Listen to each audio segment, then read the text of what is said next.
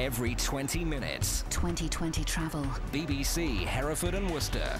Let's get an update on the roads right now. Keeping our eye on it for the morning is Lucy Plant. Slightly better news in Hereford. The accident on the A49 Ross Road by Hinton Garage, that has now been cleared, but it is still causing a lot of congestion in and out of the city. The problem with Hereford is if anything happens at any time, then it comes to gridlock.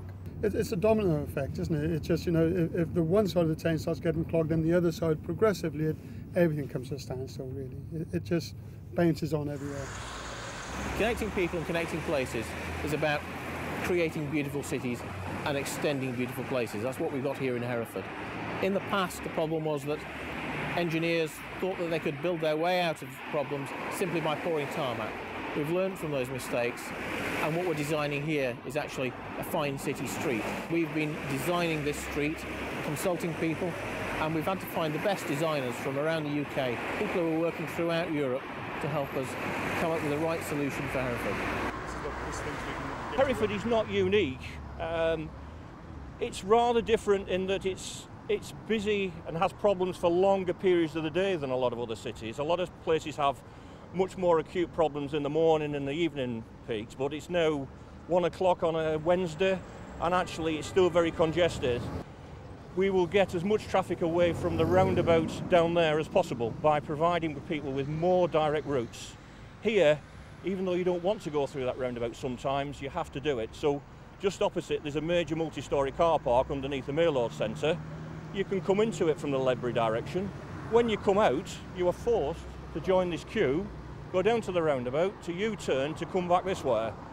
We will allow people to go straight from Maylords behind here, straight out again. They won't have to use these. So we are going to make improvements. We're going to make big improvements for pedestrian connectivity. We're going to help cyclists. We're going to try and help the buses, help promote park and ride. But Hereford will still remain a very busy city.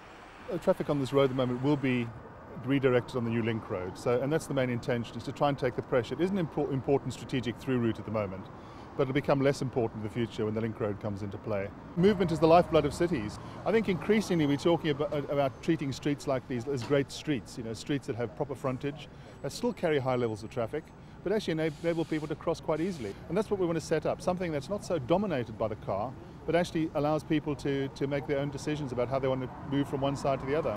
At the moment, you've got to take a very indirect, circuitous route to cross here, which of course puts a lot of people off and it makes it that much harder. We can make that much more direct by starting with pedestrian movements and building the traffic flows around that, rather than the other way around. Well, that's essentially shared space. The connectivity from the historic part of the city across to the ESG area is absolutely critical to the overall project. We've got to get rid of this traffic issue in here.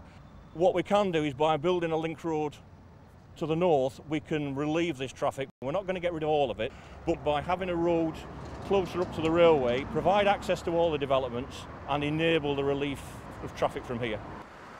During the detailed design process, we've been listening to the community and we've been making very important changes.